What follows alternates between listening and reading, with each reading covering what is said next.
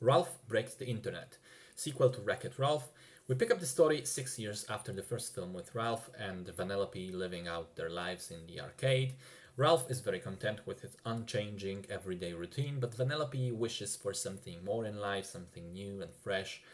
One day, those desires lead to her game being broken, unfortunately, and in order to get it fixed in time, Ralph and Vanellope use the newly installed internet connection to go online, find the broken part replacement on eBay, somehow figure out a way to pay for it, and get it delivered before Vanellope's machine is sold for scrap. So, the first film, which I enjoyed very much, was this cool adventure focused on friendship and finding acceptance as an outcast, with just the right amount of nostalgia and references to old arcade games. The sequel tries to replicate that by going into themes of coming to terms with the desires of others and the fact they're different than ours, and also by going way harder on the reference stuff. And I'm afraid neither of those things works too well. I'll start with the main plot, the adventure of finding the broken part and in the meantime finding yourself. I think that unfortunately, the longer the film goes on, the weaker that story becomes. It starts out with good pacing, a solid idea of where it's going, and some interesting plot points and set pieces along the way. But by around the midway point, it almost seems like the filmmakers were like, well, the entire movie could basically be over now, but we should probably do another full hour. And so they create this conflict which seems rather artificial because it relies on the laziest forms of writing, which is characters not communicating with one another. It is one of those cases where if they just had one reasonable conversation, you could cut an hour of the film. But they don't. It's infuriating and I fucking hate it. Then there's the second problem, which is the pop culture references. Previously, it was mostly older stuff, which has that advantage that, years have already passed and things like Pac-Man are still recognizable, so you can use them to great effect.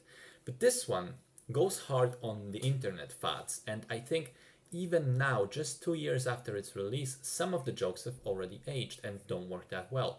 Like the section with different types of videos trending on YouTube.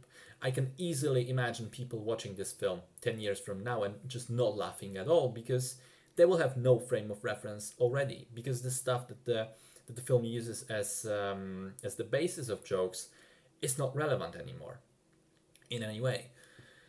Also, at one point, Vanellope ends up at what is essentially online Disney World, and we get attacked by references to all other Disney brands, Star Wars, Marvel, Disney princesses, and honestly, it just feels forced and too overboard. I mean, I'm a big fan of Star Wars and Marvel stuff, but the way they are used here, it's almost like watching Disney masturbate to its own pictures.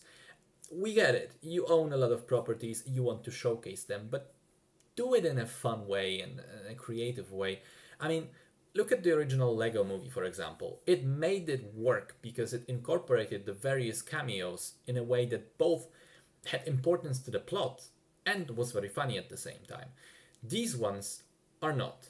The only semi-relevant one in the long run are the Disney princesses, but even then, the initial gag about Vanellope interacting with them goes on for so long. You're just sitting there thinking, really? We're still milking this? There's also one more significant issue, and it's the visual side of the movie. The original took part mainly in the Candy Rush game, which was colorful and lively and fun. This one mainly happens in the movie's imagining of the internet, which looks like the most generic sci-fi city you can imagine. Holograms, glass barriers, tall buildings made from glass and steel, flying cars. It's so unoriginal and one note, and it's all just blue and gray. Honestly, the second half of the film felt almost boring to me, which is the biggest sin a movie can commit, and the visual side of it committed a lot to the film being boring.